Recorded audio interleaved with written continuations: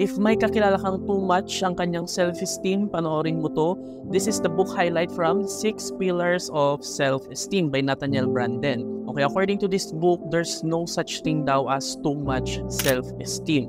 Okay, sometimes we are confused or we label people na nakikita natin na mayabang, arrogante, or mahangin as someone who has too much self-esteem.